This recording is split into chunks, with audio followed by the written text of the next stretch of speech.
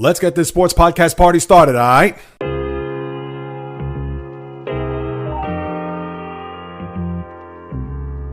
The JAYREELZ podcast. What is happening, Michael people? Greetings. How are you? How's it going? How's everybody doing out there? What is the latest and greatest? Hope everybody's doing well, feeling fantastic, in excellent spirits. Today brings a very special guest, and joining me on this podcast is Oakland A's beat reporter Jessica Kleinschmidt, as she details her broadcasting journey in this space to where she is today. Yes, Oakland A's, aren't they moving to Sacramento? Well, they certainly are. So we're going to unpack not only the final year, her thoughts, her feelings, being an Oakland A's fan on top of all that, and even shares a very interesting story regarding a former A's player who is currently a hitting coach in Major League Baseball. So if you connect the dots, you may know who that is, ladies and gentlemen. But with that being said, she is very candid, she is very open, she is very thorough with her answers, and certainly very entertaining as we chop it up for a little bit over an hour to discuss, like I mentioned, her journey, her even fandom of the Oakland A's, and what's going to happen in the years to come. Are they going to go to Vegas? Will they stay in Sacramento? Obviously, for the next few years, that's going to be the case, but could they even possibly go back to Oakland? We uncover all that, so please stay tuned and be apprised that this episode is certainly one that is not only very encouraging if you're somebody trying to get into this space, but also very entertaining as well. So without further ado, Jessica Kleinschmidt, Oakland A's beat reporter, and I'll see you on the other side.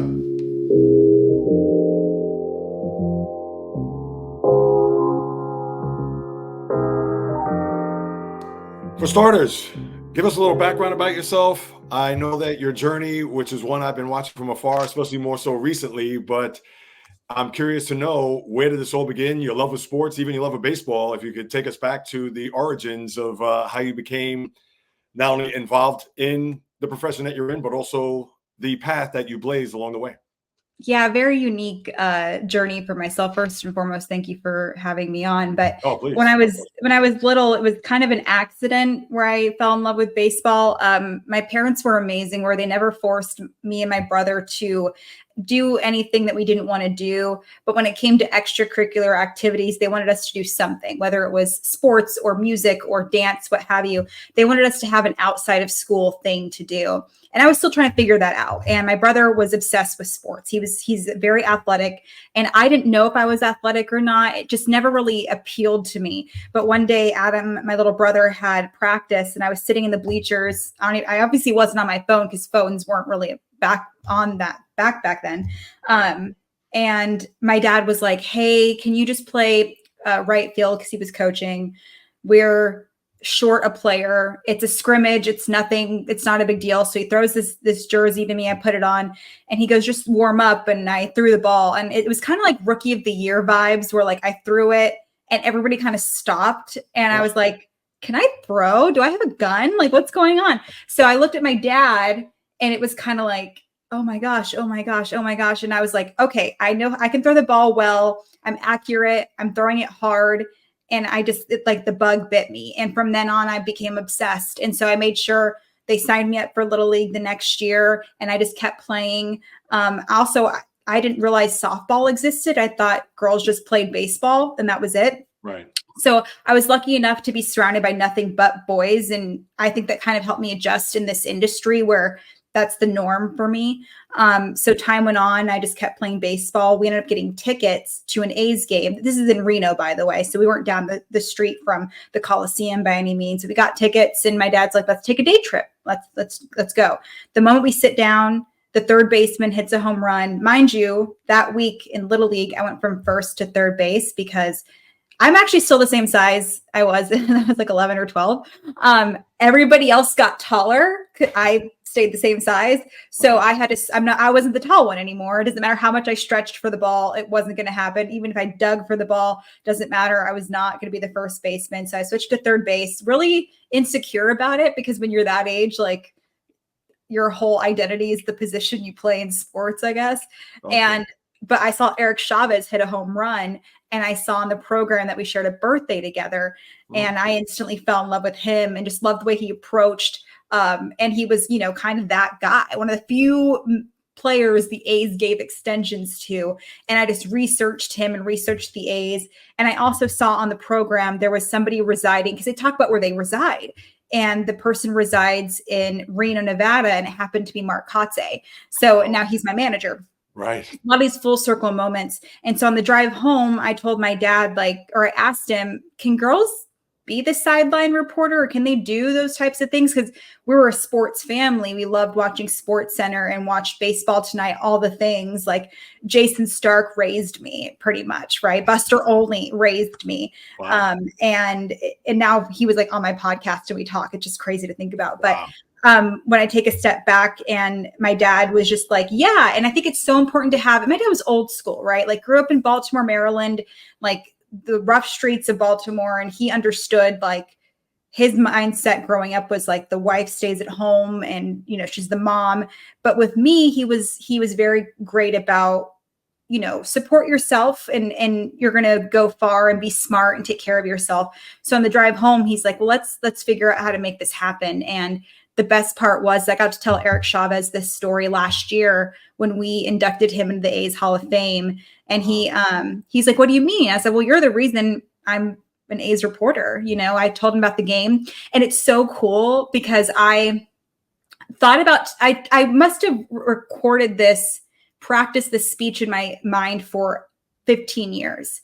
And I remember seeing him, and it couldn't have gone any better because you want to be succinct, you want to be short and to the point, pun intended. And yes, I was able to tell him the story, and he was like, thank you so much for telling me that. And he was genuinely pleased and excited to hear the story. And I just thanked him. And I was able to tell him, and especially because we had a scrum, which if you're a former A's royalty player, you're going to get a lot of attention. I was too scared to tell him during the scrum, but he happened to be by himself, right before he got on the field, and I was able to tell him. So it was one of those full circle moments. And so unfortunately, that was the last game that my dad ever took me to, was that MLB game. And so I made a promise to myself, one day I would get dirt on the field at third base where Eric Chavez was. And I just did that a couple of weeks ago. Wow, look at that. Yeah. So, fantastic. So I made sure to do that. And it was funny though, because I forgot that I made that promise, or there was something about third base I wanted to do, but I was on the call for River Cats Aviators about a month and a half ago. And my broadcast partner said, well, what are you going to take from the Coliseum? I was like, I'm going to go get some dirt. And everybody wanted to get dirt from the mound or the batter's box, which I totally understood, but I was like, I have to go to third base. So I told the broadcaster, I'm going to go to third base, and I did it. I got plenty of dirt from there. And it was definitely I can close the chapter on my fandom, the team I've always loved, and going to the place I always loved. And it was just the most beautiful way to end the journey at the Coliseum. The one that started so long ago. Yeah.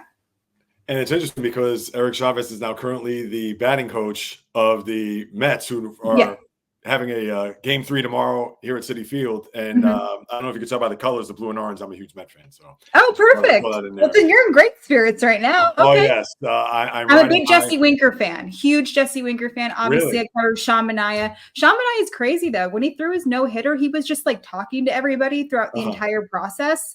And I'm like, okay, we watched it, and Dallas Braden and I were like, what a maniac, what a psychopath, just talking to everybody. So you have a good group of people over there. Oh, no, that's fantastic. Good to hear. Yeah. So, wow, very interesting story. I love it. And I will talk more about the A's and obviously the Coliseum in a minute. So now, as you're starting to embark after being introduced to baseball by your dad, and of course, throughout the subsequent years, being a teenager, et cetera. So now, how did it come to pass that you wanted to get into this field? If you meet me, you'll know I'm a talker, and I love words, and I was a good writer. I loved writing. So English was very easy for me, and all the other subject I hated. Believe it or not, I loved English. I loved stats. And the only thing else I went to school for was socializing and to play softball and baseball and stuff. So the rest I didn't really care about. And as time went on, I tried college. It just wasn't my thing. And it wasn't because I didn't want to learn. I think learning is so beautiful. But I just hated going to class, and I was kind of bored. Like journalism 101, I just sat there and I'm like, I can do all of this. This is stupid. Like, what are we doing? And journalism 102, same thing. So it was just, I was very bored with that aspect. And I was also working and kind of writing for random blogs at the same time. And I was like, I don't need to do this. So I dropped out of college. And much to my mother's dismay, she didn't totally love it. My dad had passed since then, which he would have hated the fact that I dropped out of college. But I think now looking back, because during that time, like you had to go to college. It was like not in question for my brother and I. It doesn't matter what we chose. We had to go to school. And I think before he passed away, I was in like my second or third semester of community college. And I just like couldn't get myself to go to class, especially, and not from a lazy perspective, but like, I'm going to go there when I could be working right now, making money. Right. And instead of to waste time in this hour of a lecture of stuff that like, I don't need to know, I feel like I already figured it out. And so at the time when I just kind of had like the social media content thing figured out really naturally. So I started tweeting and writing blogs and turned that into like a fun little podcast. Then radio appearances started. And then like I started just writing for random websites.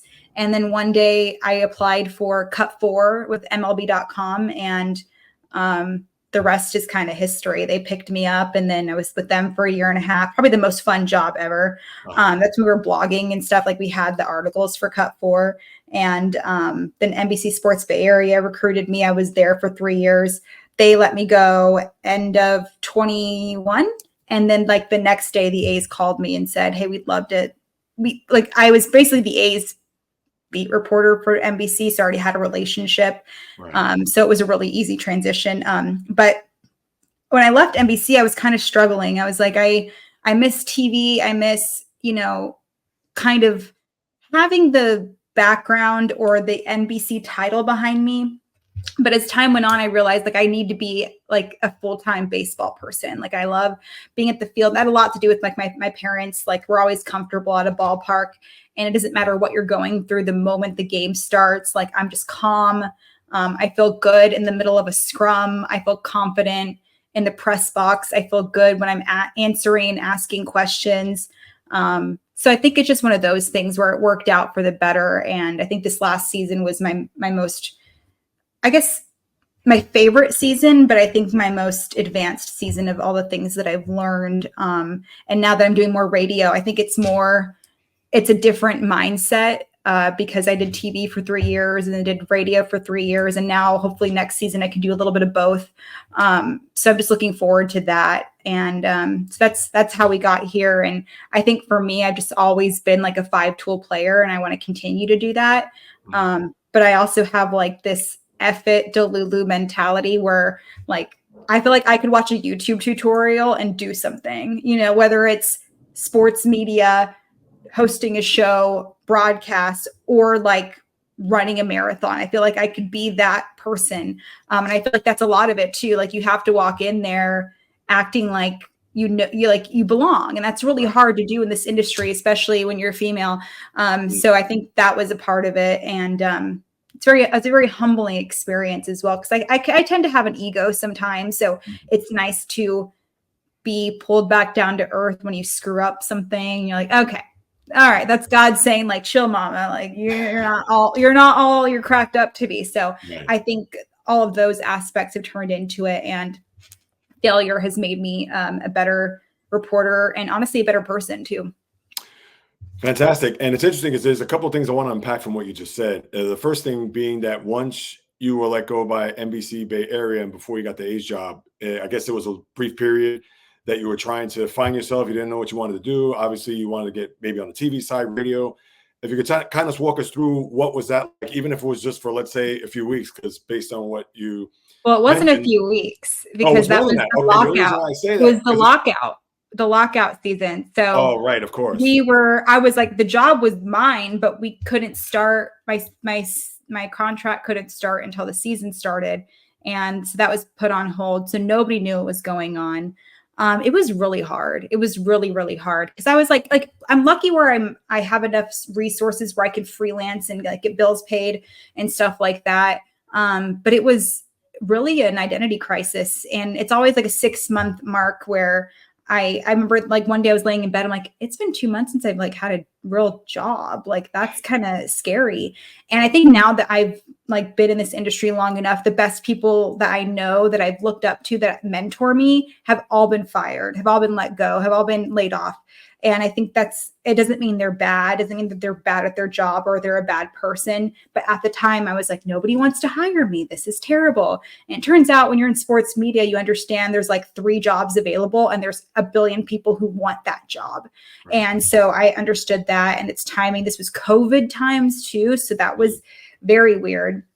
So, I'm an overthinker, so it was very isolating, and no sports were happening to like help me escape from everything. So it was really, really hard. And it's funny, nobody's actually ever asked me that question, but it was hard. And I'm very, like I mentioned, my ego, and it was a time where you wanted to pretend like you were something that you weren't, and I didn't have anything to prove anything. And I know you can't depend on the NBC title or the A's title. You have to be yourself. And I think I was just trying to figure out who that person was. And that could be kind of a scary thing because we're not perfect and we're all flawed. So you kind of have to figure out how to keep your mind busy, and you want to keep yourself fresh and to go. So luckily I was able to find the freelance work and do appearances and stuff to keep myself, a well-oiled machine, but also getting, the bills paid. And it was also like a really cool moment to know, like, I can survive this. If I've survived all these other things before, I can survive this.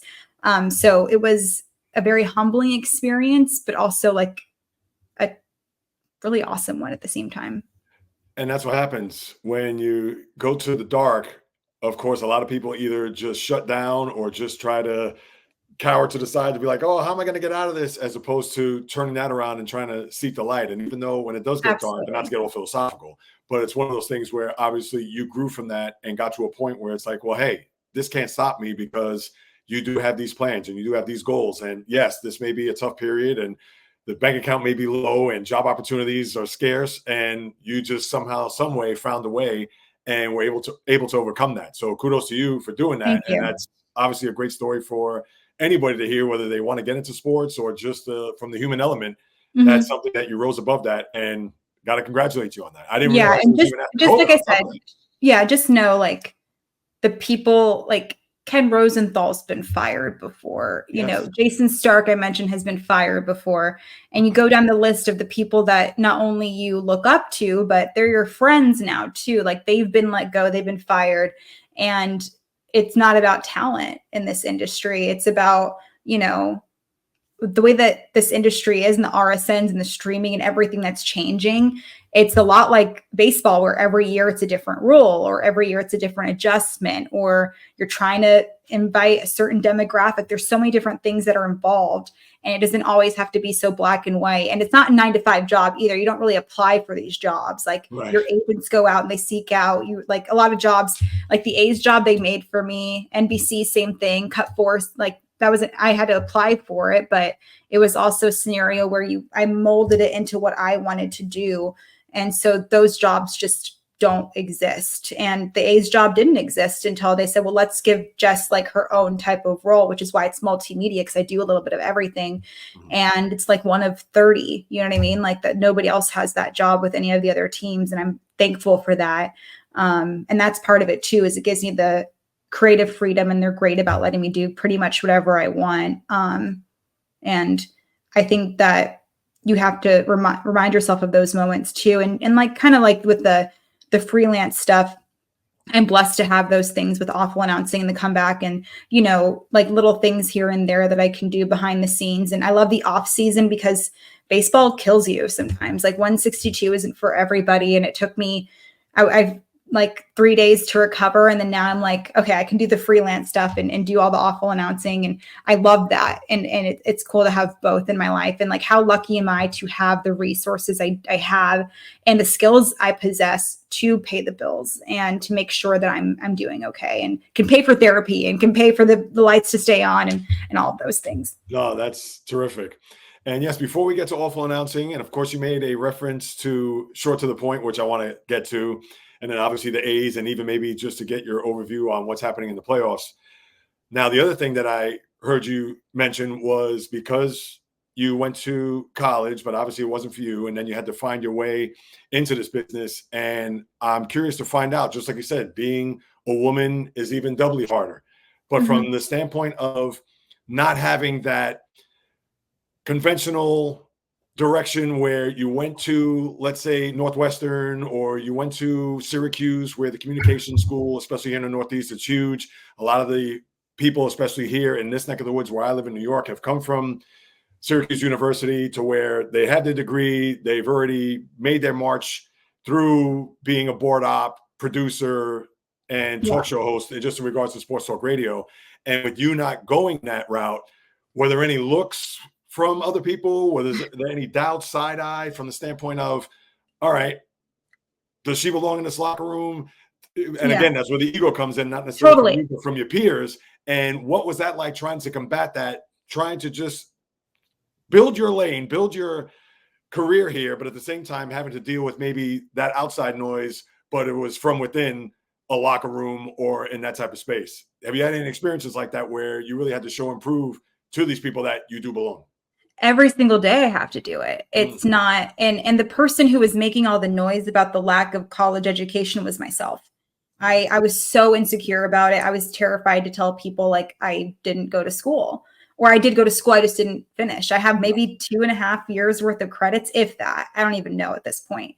And I remember when I applied for MLB.com, I submitted it. I was like, I'm not going to get the job. They want college experience. But then when I looked at the experience I did possess, I can't remember who it was, but as time went on, somebody looked over my resume because I was giving them some advice. And they were like, I didn't even know about this collegiate stuff. I didn't even have to look at the college aspect. Like, your resume is insane. I was like, yeah, it's fine.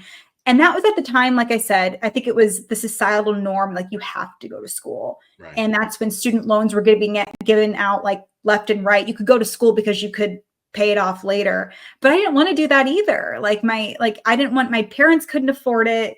I could kind of pay for it, but I was just like, I don't like the fact that I'm going to work and then it goes back into school where I'm not like thriving. I don't like it.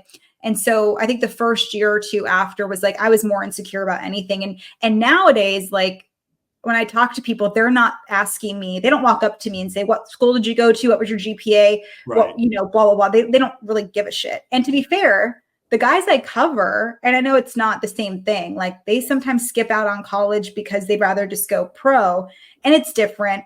I do wish I got the college experience. Like you mentioned, the J school, University of Nevada, Reno has a top, Reynolds School of Journalism is very well respected. And so there's times where I wish I did that, but I partied with the Nevada football player, or Nevada football games and stuff like that. Like Colin Kaepernick was our quarterback. Like I did all of that. I did keg stands while Kellen Moore was in town playing for Boise State. Like I did all of that. But I wish I would have gotten the actual college experience. But like I said, when it comes to all of that, it was more me being insecure. And I just get so envious of people who are like watching their football team on a Saturday, or, being able to live tweet a softball game, what have you. I want that like really bad.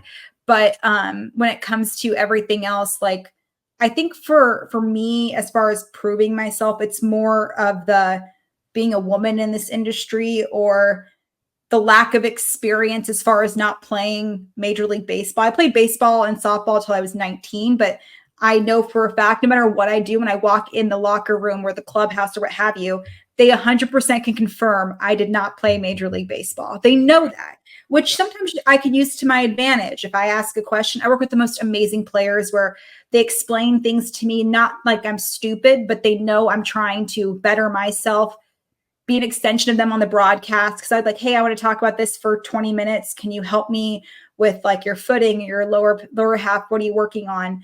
And I appreciate that because it makes me better. It makes them understand that I'm trying to be an extension of them. And to be honest, I'm just a curious person too. So and I know that I was like an annoying little kid asking why to my parents all the time, like, why is something happening? And turning that into a career is beautiful. So I think for that, it's just like, I was talking about this the other day. Like for me, as a woman, I have like 3 extra steps in my prep. The prep is probably the same across the board, but if I go on camera, I have makeup and hair to do. Guys can just wake up and go and like not have to worry about anything. And I hate when people are like, why don't you just go on camera without hair and makeup done? I was like, I'm not that person. I'm not that person. I'm sorry. I'm just not. And most aren't. Like, I want to have make sure my eyebrows are even and my hair is done and those types of things. And then you also have these extra, these thoughts that come in my head is like, you can't dress a certain way too much or too little, or you have to hold yourself a certain way and you're different from this and that. And like those things pop up every now and then, but I think I have to remind myself almost that it's different or it's difficult for a woman in this industry because I've done it for so long. And then I'm like, oh, right, this is weird. It's like not the norm to have all of this. But then there's days where I'm sitting in the press box and I probably played baseball longer than all of my counterparts and colleagues. Wow. You know what I mean? So I don't feel bad about that. And when I do radio color, I know there's a lot of former athletes, former baseball players who should probably have that job over me. And so that just makes me want to work harder as well. Like, I know I didn't play baseball forever, but I'm surrounded by it. I love studying it. I love watching film. I love listening to radio broadcasts. And I will actually, I don't know if I have it, but when the guys are on the road and I'm here or in studio, what have you, I'll make a list of 1 billion questions I'm going to ask them when they come home. And it's just one of those things that I think about. And I love breaking down pitching and I love the nuances. And I'm also excited to talk about, Joey Estes has a baby on the way. Like, let's talk about that. Like, is dad power a real thing? Is your mentality different when you step in the box? And those types of aspects where I love that I'm able to hit all the points when it comes to that. Because I think anybody can break down a pitching sequence, the arsenal. But I think the things that make me a little bit better is I did the extra research. I had the conversations with people. So it's just one of those aspects where when I get in my head about it, it's a normal thing. And imposter syndrome is very, very real. Right. There's times where I will literally be on a broadcast and I'm killing it. I'm like, what am I doing here? Like, do they feel bad for me or something? Like, what's going on? Or, those types of things. Until I take a step back and say, like, oh, no, I deserve to be here and I deserve these opportunities. And I think that's been really cool too. And it's because I put all the hard work in. And I also know that like the grind I had when I started in the minors and saw like what these guys had to do to put in the work, I wanted to match what they had to do because it's no different, right? We have all the steps that they have to take, we have to take to get to the show. And I did that. And when you're in the minors, it's literally a different ball game. And to see how far I've come from there is big too. And I just love the aspect of it because I feel like I'm getting better and I can only continue to get better. And I love that I don't feel like I'm done learning and being challenged in this aspect too. No, that's great. And speaking of challenges and aspects as far as having to cover this final season of the A's in Oakland, and I can only imagine as a fan and also at the same time having to do your job and to have the perspective of not maybe having that outcry in your work where it could either be seen on your face or in your writing. I can only imagine what it must have been like, not only throughout the course of this year, but even those final couple of weeks where the A's were on their way out, and especially during those last couple of games where I know there was word, I believe, from the front office that they didn't even want to have the players go on the field. And we saw Mark Kotsay go out there and grab the mic and speak to the fans, and 46,000 came out. I can only imagine what that must have been like, both professionally and even personally for you. Kind of walk us through those final few days and even throughout the whole year. Did you kind of walk into this shit thinking like, all right, this is it, but there's still 162 to go? Or was it one of those things where it's like, wait a minute, now we're in July, we only have 4 months of the season? Or, oh my God, it's now September, we only have but a couple of homestands left. Kind of walk us through how that experience was for you, trying to harness your emotions, but at the same time work without having to show those emotions.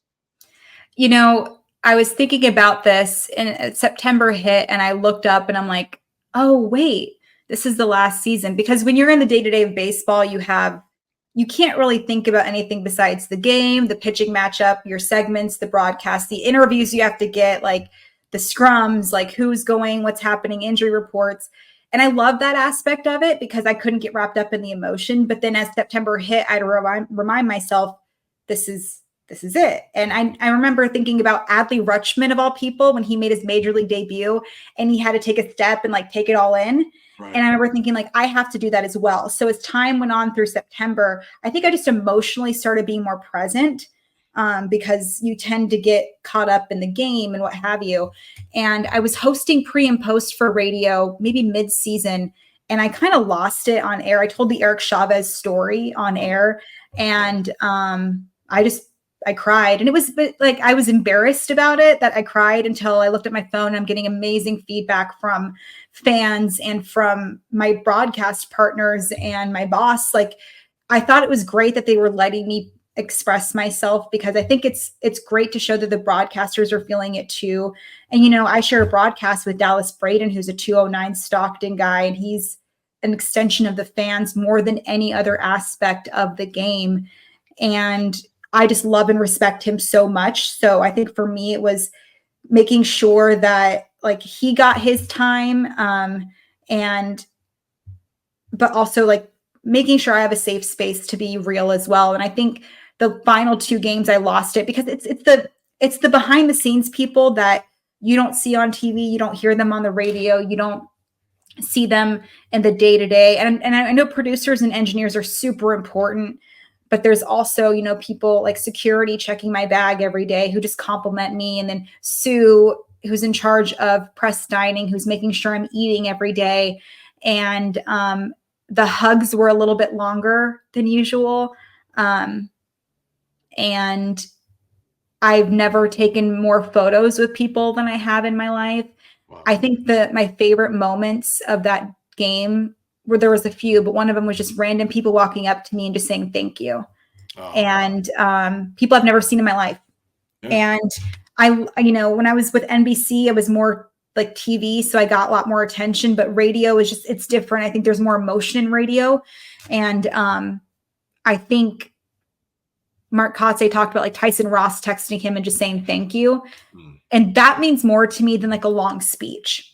You know what I mean? Because it's just to know that like you helped them in a certain way and you love the team and the sport as much as they do. And for me personally, and like Dallas personally, Ken Korak, Vince Cotroneo, this team is more than just a baseball team with a uniform on and what have you. So I think that was important as well. Professionally, it was awesome because people really cared and they were curious about what happened. So like tweeting out the hole that used to be home plate and the final photo before I left. I stayed at the Coliseum until 8:00 that night. I think we had a 1:00 first pitch or 12:30 first pitch. And I also like looked at the Coliseum in a way that I never have before. Mind you, I've been going there since I was 11, right. And it hasn't really changed, which that's what I love about it. Yes. But I was sitting in the outfield and I was like, oh, JJ Bleday sits out here. Mark McGuire's been out here before. Jose Canseco's been out here before. And I don't really get to go out in the outfield that much. I'm always in the dugout or, you know, more toward the backstop. And so to see it in a different angle, like you don't realize how gorgeous of a place it is. It's so beautiful and it's imperfect and unique. I'm very much a person to talk about authenticity. So when you see something that isn't like everything else, that's more beautiful to me. So it's just one of a kind in that aspect. And I think like the feedback I got my scoreboard numbers right here. Oh. Just like how many people knew that like little things were important to me. So one of the guys, the grounds crew was like, Jess, I will give you whatever you need. And I was like, oh, and he's like, I love everything that you do. I'm a big fan. And you don't realize like people are paying attention to you. Like you're not listening. And I went into the scoreboard and saw some of these amazing autographs from people. Not quite Fenway Park, but I guess it's a thing that happens. And you don't see those things. And even like the bare bones of certain aspects of it, because the Coliseum's huge. Yes. And you forget that some of these aspects exist. And I think I wanted to share that with the world, not just from a personal perspective, but from a career perspective, because people love to bash in the Coliseum without going there. It's a lot like the lazy thing of saying Joe Buck is bad at his job. I think people just want to say it because they're sheep and they want to follow people. Yes. My very controversial topic is Nickelback isn't bad. I think everybody's lazy and they just want to be cool like everybody else. And I think that's how it is with the Coliseum. They just want to say it's bad, but they've never been there. There are definitely things that I don't love about the Coliseum. I don't like the leaking and all those things, but other than that, I think everything else makes up for it. And it's so unique, and it's like a concrete slab where we are all there to watch baseball, and it's so beautiful. And when you take a step back, and if you're a true baseball fan, you know all the history that took place there. And people that go there really do love going there. Whether you're a broadcaster or a fan, it's so unique and different. And I think from that perspective, just seeing people reach out saying like, I'm so glad you got this, or watching Kotz do the speech. And just for him to do that. And one of my favorite takeaways was 19 rookies on that team, Jay, and they all gave homage to Oakland. 19 rookies. These guys weren't even born during the Bash Brother era or hadn't even known any of that. And we have Tyler Ferguson. He's older. Like, he played homage to Grant Balfour in his walkout. We all remember Grant Balfour coming out of the bullpen to the Metallica 1. And during that season, that was just insane. And Balfour, and it was the bullpen on the field. So the fans were on top of him. It was just that moment. And Tyler Ferguson had his warm-up song like that. They played Oakland music. Mason Miller made sure to give props to Oakland after getting the final out at the Coliseum. Wow. Young guys. And it was so important. Joey Estes, 22 years old. He was probably my last interview. A great human being. And he grew up listening to Vince Cotroneo. He grew up going to A's games, and he was walking around talking to security. And I think, and this is no bashing towards them, if they did nothing, I don't think any of us would have really been heartbroken because they're young and we understand that. But as young people, understanding what the community means to this organization, and to obviously the people who are losing their jobs, and how emotional it was. And Mark Kotze, who played for the A's, of course, he walked out with his wife to just sit out in center field the night before. And, crying next to Mark Kotze in the dugout was not on my bingo card, but I did it like 3 times. And so just one of those aspects that, like, it was one of the coolest moments ever. And it was a lot like a funeral. But if you think about a funeral, there's good aspects to it. Like I mentioned, Tyson Ross, like you see Tyson Ross there, you see Chris Davis there, Jose Canseco's there, you see Chad Pinder there, you see all these people you haven't seen in a while, the people that love this organization that you love as well, that you haven't seen in a while. And the reason why they're there is because you're saying goodbye to something. And there's a beauty in that. And with this team, it saved me in so many ways. I love the family aspect. I think that's why I also like the Baseball 162 is these dorks, these crazy people are my family, and I love them so much. And I'm so lucky that I have them. And when you work in broadcasting, it's a unique animal. It's a thing. But like, I talk to them in the off season like crazy, and it's just like a norm. And to have that because of this amazing organization and doesn't escape us. We understand that fans are pissed off, and we're also very understanding if they don't follow us to Sacramento. Because when it comes to, I was very, very happy that my co-host on the podcast said, we're going to be understanding if you don't follow the team. I would appreciate it if you guys just don't turn into Giants fans, but like, do what you got to do. Right. I get it. If you want to cheer on Bob Melvin and Matt Chapman, I'm not going to stop you. Mm-hmm. So it's one of those things, but I think that's why I felt a little bit more relief, is knowing that it was okay for me to say, I understand if you don't follow this team from now on. I think it hurt my feelings knowing that a lot of people just don't want to do MLB at all anymore, which that really broke my heart. We'll see how that turns out. But I just want fans to know, like, if you do want to follow us to Sacramento, I'll be waiting with open arms. And I really hope that you still love this team because the players and the broadcasters aren't really going to change, and I think hopefully the heartbeat of the organization is still there. And that's the thing, because it's all about the name on the chest and not what's behind on the back. And even before I get to the team, it's interesting because I can relate with the Coliseum.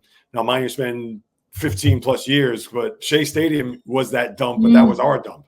Yeah. And it was antiquated. Obviously, I had to get with the times with the luxury boxes and the scoreboards, et cetera. So I could totally understand what it must be like for the A's fan to love the Coliseum, despite the fact that, yes, it is old and it's falling apart. Well, here's the thing, though, to add to it, we're not just leaving the Coliseum, we're leaving an entire franchise, an entire city. Right. And I had to remind myself of that too. We're not just leaving a Coliseum, we're leaving an entire community.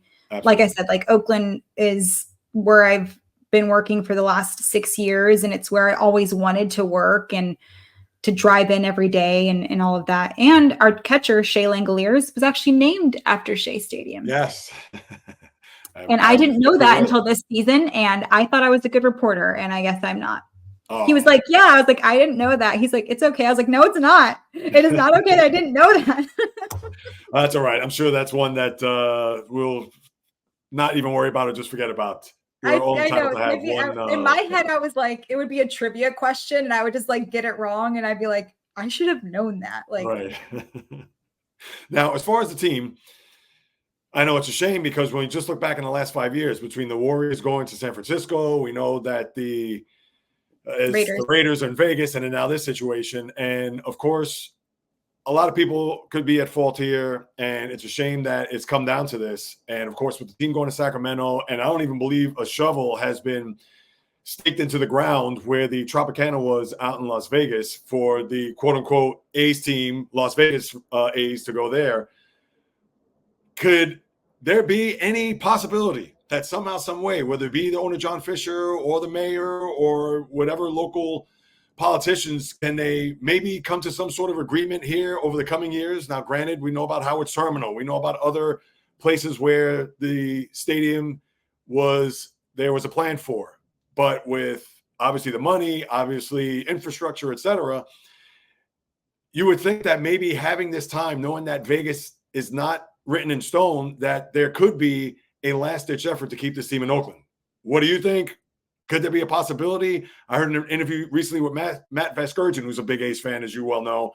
He said that the likelihood of that happening, probably not. But with Vegas, I guess they're tiptoeing around this or not really going full bore. There is a slight long shot of a possibility for that to happen. Your thoughts? I haven't heard anything about that. But, we're planning on being in Sacramento next season, and that's the plan that I'm sticking to. Right. And it's also an aspect of, with all these moving parts, there's so many logistical things involved. I don't think we're thinking that too far ahead. And obviously, Vegas is the ultimate goal right now. But it's also a unique situation that we have to go to Sacramento, and it's not just picking up, copying, and pasting the team. We have a lot of improvements to do on the field. It's going to be a turf field. They're redoing the dugouts. They're constructing the home clubhouse right now. They're going to redo the scoreboard, fix the batter's eye that's like this big. So there's a lot of things they have to put into account. That's not even talking about where all the broadcasters and the press is going to go. So I think that they're just trying to concentrate on that for now. They did demolish the Tropicana recently. So, and we had representatives from the A's there. As far as my knowledge, we're just kind of concentrating on Sacramento right now. And we're just trying to make sure that that's a playable place at this moment, because I know people are wanting the field in the stadium in Vegas. I do too. I want it so bad. But I also know that we want to make sure that there's a playing surface for these guys next season, and it's safe and it's viable. It's going to be unique. It's a minor league field. And I just asked David Forst, our GM, how are you going to sell this to free agents? And he said it was a decent question to ask because I don't really know, but especially pitchers, how are we going to, I don't know how that's going to work. Hitters might not be pretty easy. Like, hey, you're going to probably hit a lot of bombs. Do you want to come over to Sacramento? Yeah. So I think we're just concentrating on the next chapter, which is Sacramento at the moment. No, fair. And with that being said, as far as the summers there, because I hear that because it's a little bit more inland, and not that I have my keen on my geography it here. It does get hot.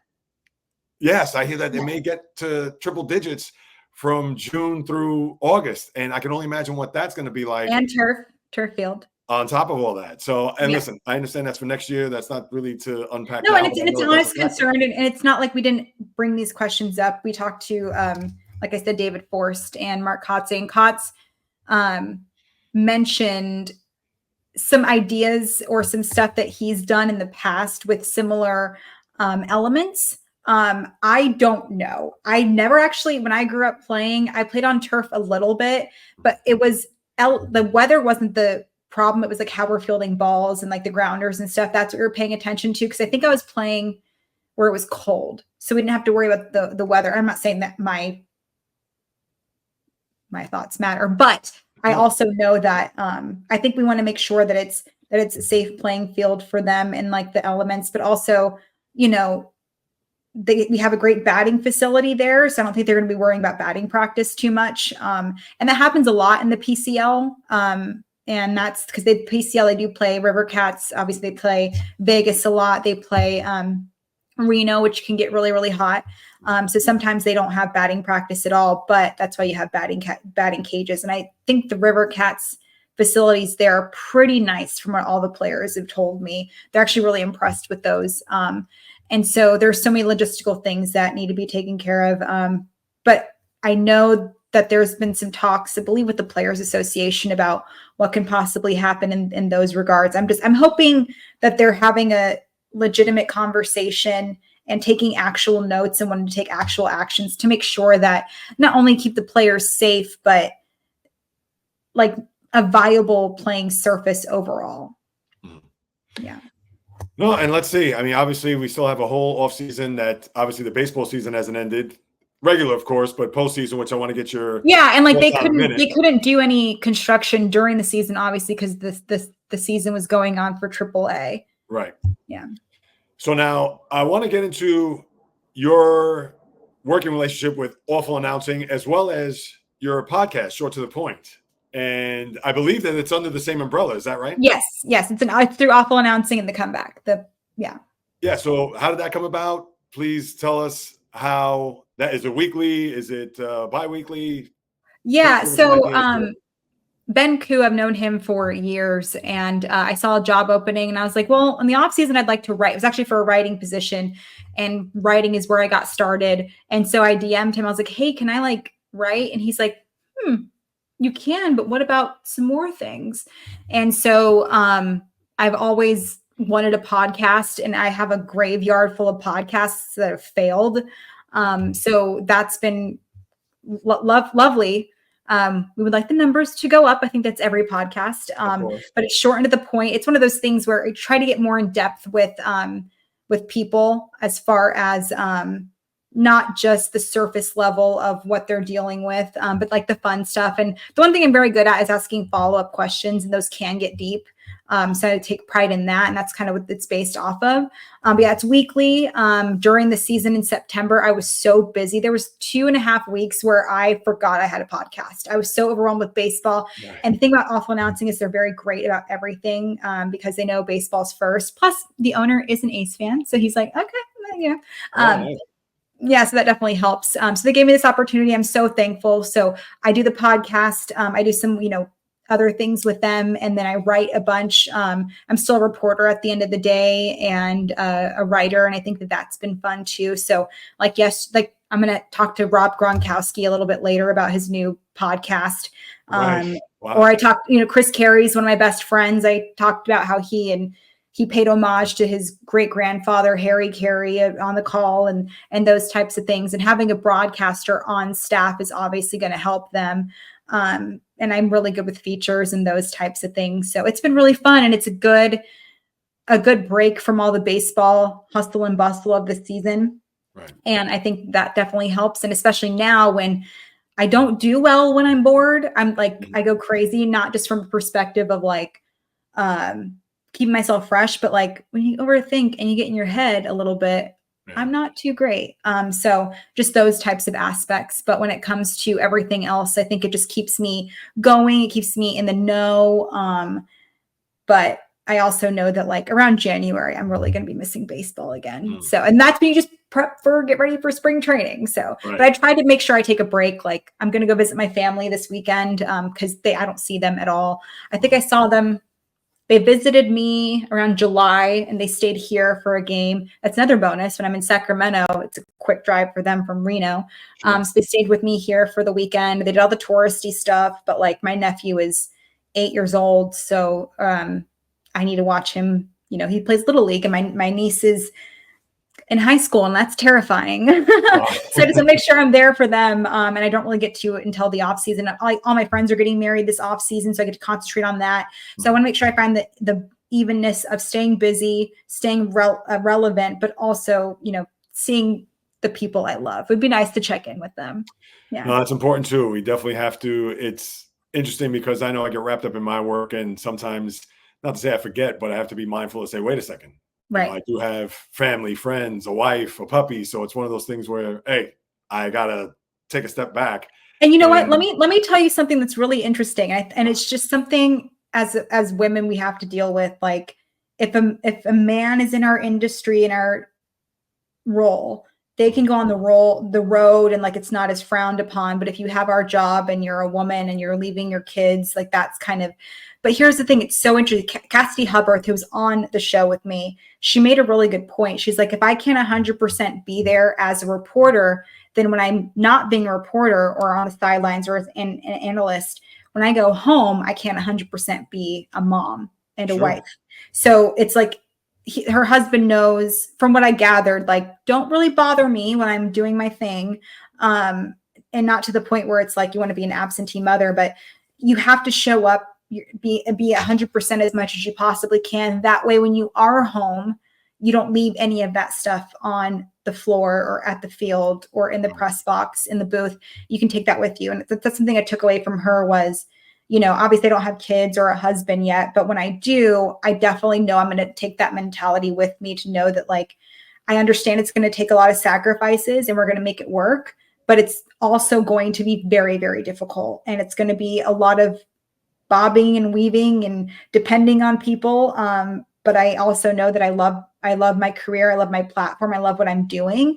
And I think it's important for us to not stop chasing our dreams, not even from a work perspective, but like personal perspective. I would love to get married and have kids. And I feel like we're often told in this career that we can't do that. And I don't think that that's fair. No, I totally agree with you because, what's seems to be normal for a man, or of course for a woman, it's different. And if obviously you're trying to do that and then some, because it is that much harder, then there should be even more of, I don't want to say leeway, but there should be more that comes in your way as far as trying to balance all that, and even more fairness, because yes, there shouldn't be a double standard when it comes to that. Agree. Yeah. All right. So I want to get into a couple of baseball things and then a couple of other questions before I let you go. Okay. Now, we understand who the Final Four are in the AL and NL. So if I were to ask you to put your baseball fan, also even your beat reporter hat on, which World Series would you like to see? But which World Series do you think you're going to expect here? Let me write this down. So it's Mets, Guardians, Cards, Yankees, Dodgers. Okay. This is actually a great question. Okay. I would love Mets Guardians. I would love that. Really? From a selfish A's beat perspective. Okay. Stephen Vogt changed my life. Yes. From everything perspective. I also have another friend who's a coach on the coaching staff. I also think like when they're on it, they're like not one to mess with. I think Stephen Vogt is definitely probably manager of the year for the AL, by the way. Yes. The Mets, this is not me sucking up to you.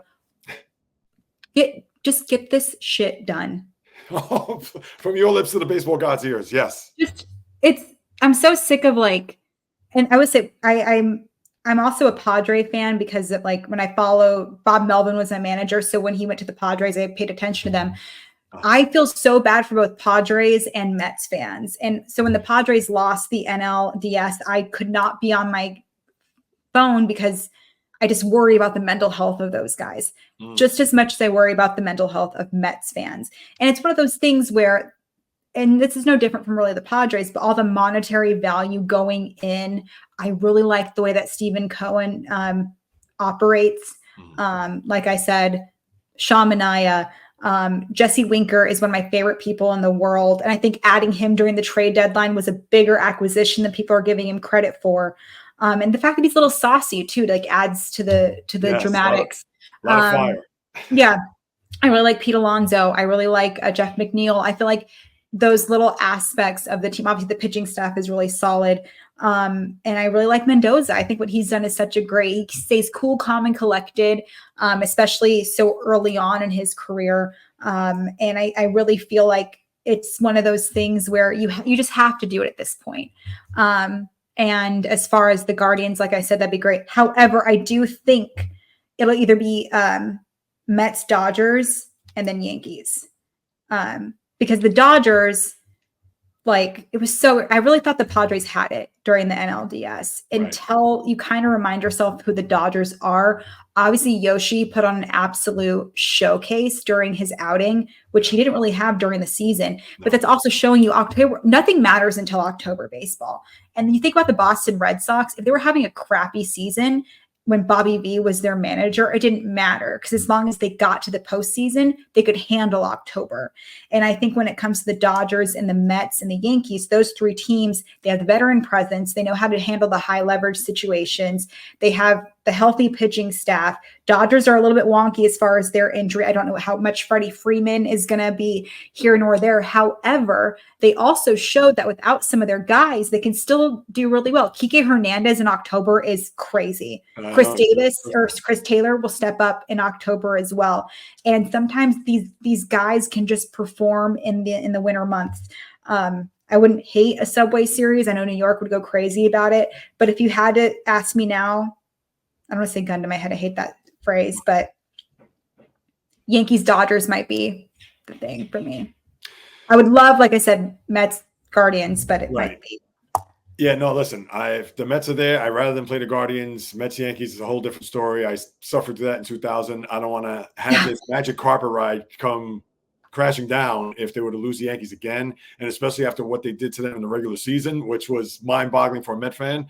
But listen, Yankees, Dodgers, if sports fans, we know the baseball fan will be there, but if any sports fan is going to gravitate to a series, it has to be this one. That's great for baseball. Shohei versus Judge all day. Yes. Yankees, Dodgers, the history between those two. And I get it's been now, 43 years since they've met in the World Series, but going back to the days of Brooklyn and obviously mid-70s, early 80s with imagine Lindor and Winker and Alonso. Oh my gosh. We're seeing it now, but imagine that during the 7 games. That's the thing I love about this season. It's there wasn't one team running away with it. The Phillies got knocked out of the playoffs. I thought they were going to be the last 4 as well. And I keep saying I keep wanting to say Sweet 16 and Final Four, but that's not how you say it. But it's just one of those aspects because across the board, they were all even. The Braves, they obviously had a lot of injury, but I still thought they could have figured stuff out. I mean, they had a lot of injuries though, a crazy amount of injuries. And that's ultimately it too. If you're not hobbling, they're all broken and battered and bruised by September. Yes. But if you can go out and play, you're halfway there. That's right. No, if you're not dead, you are going to win the World Series. You're going to do whatever it takes to get there. That's for sure. So, yeah. All right. Now, a couple of quickies before I let you go. Want to ask, considering throughout your journey here, what was the one person, whether it be a player, manager, and I probably think I know the answer is based on this discussion, that you enjoyed interviewing? I get that question a lot. Enjoyed interviewing. Well, Joey Votto is my favorite player ever. So people don't think that I met him, but I had a really good couple of conversations with him and I wrote on him. Bob Melvin, I think, is probably the guy who I love Kotz. I think I'm glad that I kind of transitioned from Bo Mel to Kotz because Bo Mel is so old school, but he lets the players be themselves. He was great as far as teaching me how to be professional because despite me trying, I tend to be like a smart ass sometimes. And I think like having him, like I kind of was more buttoned up. We still have a great relationship. We text every now and then just to check up on each other. And I think learning from him was great. The best relationship I ever had with anybody was Tony Kemp. And because he not only would talk about things that were over like beyond baseball, but there were a couple times where he'd talk about like, you never know who's in the stands watching you, who paid for tickets to see you. So it wasn't just about the performance. And he's had his own slumps, right? A couple of seasons, his first half was atrocious. And he was very honest about that and open, and just like a beautiful human being, and all of that. I mean, interviewing Kim Ng was kind of a starstruck moment for me. Oh, wow. That was really cool. And yeah, I think like from then on, it just been kind of like building off of that. But I think those are the three that kind of come to mind for sure. And what about your dream interview? Who would that be? My dream interview. Actually, it's kind of not really random because I was born in Baltimore. I really want to interview Ray Lewis. Really? Oh, I wow. really want to interview Ray Lewis. Or you might appreciate this, Kevin James. He's on like my list of like interviews that I want to do. So probably those two. But like I also like, it was really cool growing up around motorsports in Reno. We all loved Ricky Carmichael as a family, and I got to interview him. And it was one of my favorite interviews because I got feedback from him saying that like she was so prepared and it wasn't a sport that I covered. So those types of things are really important to me. So like Ray Lewis, randomly this figure skater I loved, Ekaterina Gordieva. I'd love to talk to her. I got to meet Eric Chavez. Oh, and Cal Ripken Jr. Oh, yeah. Mr. Oriole himself. Yes. Yeah. Yeah. This was a Baltimore household, and I would love to do that in honor of my parents for sure. Oh, no, that's terrific. Now, what about somebody that you look up to in the business that for a long time, whether you met him or not, but someone that you've seen, whether from a little girl, teenager, or even now professionally, who is one in the business that you admire? I didn't really like have any women that I could look up to until like the last 5 years or so. Andrea Kramer is phenomenal. And she interviewed me for an HBO sports special. We still check in with each other every now and then. She was a big Bill King fan. And of course, Bill King's royalty with the A's and the Raiders. So definitely her. My two best friends in the industry, Melanie Newman and Danny Wexelman. Like Danny was just on Baseball Tonight hosting last night, and to watch her thrive and work as hard as she did. I look up to them in so many ways. They help me, and we all like root for each other and bring out the best in one another. So definitely them. And there's a lot like Lauren Shahadi on the sidelines. I think she's just so phenomenal and so good. Definitely those. I like Steven Nelson a lot too. I think the way that he approaches everything that he does is fantastic. So probably those guys for sure. I know, and the only person of those I haven't met is Shahadi, but I know the rest of them pretty well. Oh, great. And a couple others before I let you go. One is with the way the industry is, with of course all the different platforms, et cetera, and maybe you haven't looked into your crystal ball, let's say even 2 years from now, let alone 5 years from now. How do you see yourself evolving in this business? Is there a direction you want to go? Maybe do you want to have your own talk show? How does that fit in for Jessica Kleinschmidt? Yeah, I think I want to be doing what I'm doing now, but more an enhanced role. Like I would love to have like the podcast really take off. I would love to have a more prominent role with the A's. I think that would be great, but also do more sideline stuff I want to get into college baseball and softball. I'm hoping I could do that a little bit more. So just basically what I'm doing, but more, I guess, enhanced roles, more national media would be kind of great. I'm leaning in toward that. Like I was on LB Network this season. So like going more toward that role has been great. But I still want to be doing multiple things. I don't think I want to just settle on one avenue.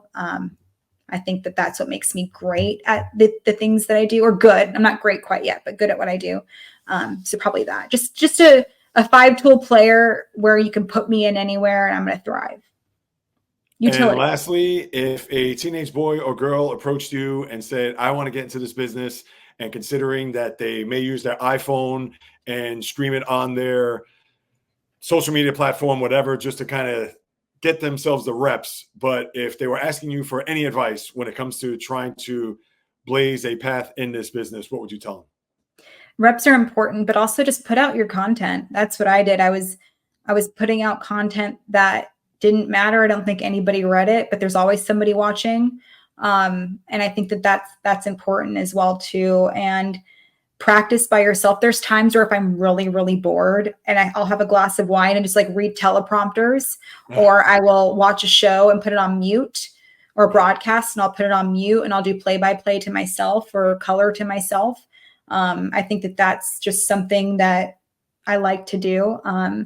And remind yourself that imposter syndrome will happen, and really get started in the minors. I don't think that there's a lot of young people I talk to, and they roll their eyes about the hard work I mentioned. But the minors, it doesn't matter what role you get. If you go in there with a social media role, you're going to be pulling tarp. You're going to be probably doing travel arrangements. You're going to be doing scorekeeping. Like, you're going to have to do a little bit of everything. And that's a beautiful thing, because you can maybe fall in love with something you weren't expecting. Like, maybe you like marketing, maybe you like ticket sales, those types of things. Right. And just know that there's more than just being on TV and sports media. Like, radio's big, digital's huge. That's where I got my start. You can write, you can do podcasts. Obviously, there's so many different avenues. But also, like, I think it's one of those things where, like, hard work is definitely important. I hope people understand that too. As they should. And I was gonna say also, say goodbye to your social life. If you don't like your social life, then this is the perfect right, because it's going to take up just about all that time, that's for sure. Yeah. Jessica, you've been tremendous. Thank you so much. I could talk to you for hours, and I appreciate you giving me more than an hour of your time to share your story, to share your insight, etc. Thank you so much. I'll be following from afar, and all the best to you. And let's see if the A's, obviously Sacramento, but maybe the baseball gods will be listening, that if Vegas isn't going to come through, maybe, who knows, somebody will cast a spell and maybe a stadium will be built in Oakland after all. Thanks for your time. This is great.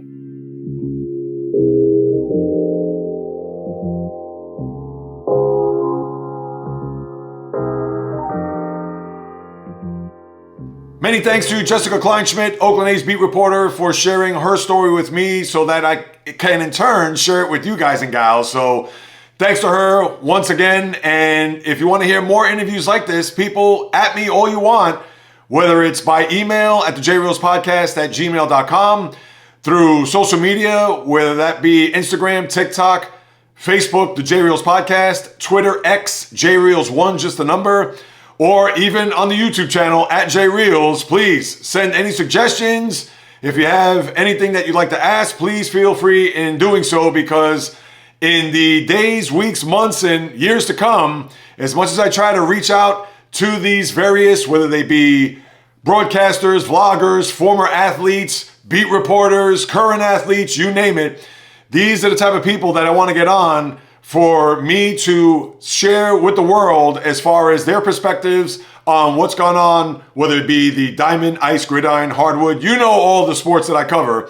So if you can please hit me up, I'll be more than happy to follow up with you guys and gals. And of course, many thanks to you for carving out precious time out of your day to listen to what it is I have to say, or in this case, this interview with Jessica, as I am grateful and surely appreciate you taking the time out to do that. And whether you do or do not know, people, this is in the blood, it's in the DNA. Talking sports since birth, or in this case, interviewing some of the great people that are out there that are carving and blazing their own trail in this space, whether it be via podcasts, whether it be the blogs, whether it be even the athletes that are out there that we come to watch over time or that we've seen in the past.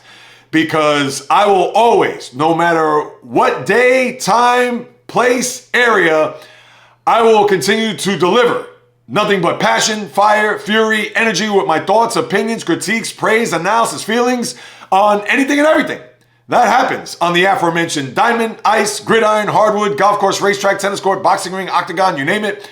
From my lips to your ears, from my heart to your soul, from where I am to wherever you are, the JAYREELZ Podcast always comes correct, direct, and in full effect. From the South Bronx to South Beach to South Central to South Pacific and all points beyond, peace, love, and God bless everybody. And until next time on the JAYREELZ Podcast, on the flip, baby.